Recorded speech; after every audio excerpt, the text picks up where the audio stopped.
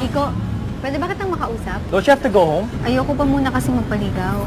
Sana maintindihan mo.